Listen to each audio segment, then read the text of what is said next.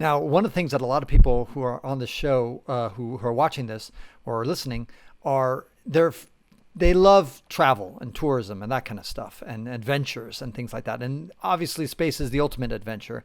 And there is talk about, of course, the perennial topic of having space hotels and things like that. It seems so far fetched. And I remember, I think it was Tito was his name. He was the first space tourist, and he paid $20 million, and he went out to space. I think that was like 20 years ago or something like that. I think he was Absolutely, born in yeah. Russia. So that was the first moment of space tourism. But where do you see that going? Do you see us being there in 2030, 2040, 2050, 2060? When do you Sure. think a space hotel, Blue Origin was sending up, like they had the Skywalker mannequin, and they went up into space just to take people up into the Absolutely. outer reaches of space to experience weightlessness, see the curvature of the Earth, and then come back down. And that Absolutely. was proposed as one of the things that Blue Origins was thinking about doing. Where do they stand on that, and what are the future plans? Sure. Well, first of all, I'm impressed that you really know your space history. The Dennis Tito fact is that's impressive. Yeah. So for a lot of people, when they think about space, tourism is one of the obvious things. It's for all the astronauts who have come back from space, from NASA or from Russia, they have said that the experience of being up in space and seeing the curvature of the Earth, it's almost The a overview spiritual. effect. Exactly. Yeah, I was going to say there's Frank White. It was a great author, wrote a whole book on this, calling it the overview effect. That it seems to have a really pronounced and lasting effect on people's lives. So that's one of the really exciting things about when costs go down is you can do more things like this. It's not the application I spend the most time thinking about, but it is a really exciting one. And I'm so glad you mentioned the work that Blue Origin is doing on this. I'm proud that we have a vehicle called New Shepard. It launches out of West Texas. We continue to do tourism flights pretty routinely. It's super exciting, the reaction that folks have. We live stream them, so if people just look up New Shepard on YouTube or something, you can see these pretty incredible videos. The, We the, send folks up. William Shatner went up, the Yes, he did. Captain Kirk, and Yes. he was like 90 something years old when he went up. It was Yeah. amazing. The guy Yeah. is, it was Yeah. just so iconic. And then Jeff Bezos himself was there when he returned to Exactly. congratulate him. That was a great thing. So how much does it cost right now in order to just have that kind of space flight nowadays? Sure. It's not cheap necessarily because there's there's a lot of demand and rockets are still tricky things. So I will say if folks are interested, please feel free to reach out to me and I'd be happy to connect you with Okay. some of the But folks who we're looking at around 100 grand or less. more than that. It's more More than than that. that. Okay. Yeah, Okay. Got yeah, it. more than Okay. that. Okay. Got it. So we're working on bringing the cost down. But if folks are interested in seeing what this looks like, we actually recently announced that on our next flight, we're going to have an all-female flight coming up soon. Six new astronauts, and one of them is Katy Perry. So I think there'll be a lot of folks who are interested in that, maybe from a different generation. Yeah. But yeah, it's super exciting. So you're talking about timelines. Timelines are one of the really tricky things in space to predict because, of course, we all are so eager to kind of bring these things in. And like, I would personally love to go to space. But it's tricky because the way I think of it is what are the next steps that we need to unlock to be able to make that happen? And I think the first step is you need to increase the amount of launch activity that we have so that you can bring costs down. Of course, one of the biggest trends that we've had today, one of the biggest technical innovations has been reusable rockets. For the longest time, they've been one and done. The Apollo missions that everyone's familiar with, that giant Saturn V vehicle, you launch it once, you spend ungodly sums of money building it, but that was the way that it was done. The innovation that SpaceX and now Blue Origin are bringing to the industry is reusable launch vehicles with the kind of North Star vision of turning space flight into something like air travel, where you launch it, you bring it back, you return the hardware, refurbish it, and then you're good to go. So that takes some time. So I think we're still a decade or more away from the time in which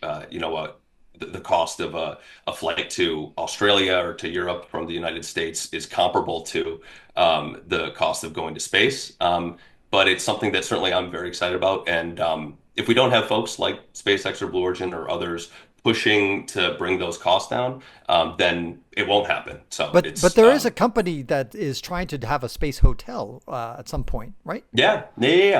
So, you mentioned a little bit on the last podcast where one of the really interesting things that's happening now is because there's been all this excitement in launch and more launches, that it's grown by almost like an order of magnitude, the number of launches we have per year as opposed to just a couple decades ago.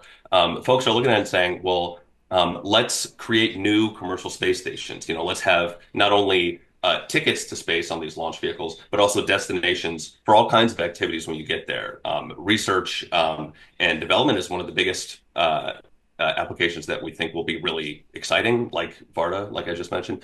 But also tourism is one of them too. So I think first and foremost, the companies that are developing these commercial space stations are thinking about their anchor customers, which are NASA and big companies that are maybe interested in doing research on those platforms.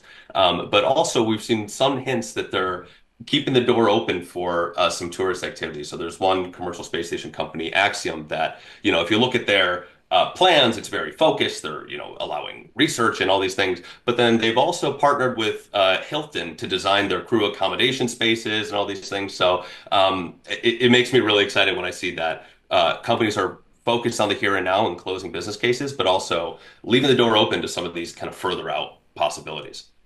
Yeah, that's going to be an exciting prospect. I think also, but it's going to cost millions and millions of dollars per tourist to Yeah, either, because obviously if it's costing more than six figures to just have a joyride up and down to the edge of the space, yeah, it's to spend a couple of days in a hotel, floating yeah, hotel up there is going to cost millions. Another crazy idea would be to just have ships that go to the dark side of the moon, the not dark side, the far side of the moon, and then on the way back, and that would be like say a 3 day or 6 day or 1 week epic trip. That's going yeah, to cost many millions of dollars, probably $100 million or more, I imagine, per passenger. yeah. It'd be a hell But of a joyride. right, but there are a few billionaires out there who might be willing to part with 10% of their net worth in order to have the trip of the lifetime, especially if they're like six Yeah, years old or more. Um, yeah. so, One thing so it's such a good point you just made. I want to hit on it. So one of the really exciting things is that we have seen private individuals not only buying tickets, but in some cases encouraging these companies to push the envelope on, pursuing these like human applications that maybe aren't right down the middle of their business plan. But we've seen individuals come out and put some of their money down and say, "Hey, I think that human space exploration is super important. I want to create the opportunity for others to do this as well and shape programs in that way." So specifically, I'm talking about Jared Isaacman, who created the Polaris program at SpaceX. It's a program that's entirely focused on private human space flight, so wow. allowing, quote unquote, normal people to go into space. And they've done some real pioneering work there where they, in their most recent mission, they entered into a SpaceX capsule and they took it not just in the traditional low Earth orbit realm, but they went through some parts of the Van Allen belt. They went further out into space than any astronauts have gone since Apollo 17. So that's real. It's private individuals doing real history making stuff. And the intent of that program is not just to have a fun joyride and get some good footage, but really to encourage companies to develop the tech and develop the processes to push humans further out and make sure that the private sector, as it pushes forward, is meeting those goals as well. And a lot of folks are really excited about that because Jared Isaacman, the gentleman who is spearheading that program, has been nominated to be our next NASA administrator. So Oh. our next NASA administrator is someone who's very keen on some of these. Potentially, our next NASA administrator is someone who's very keen on these ideas.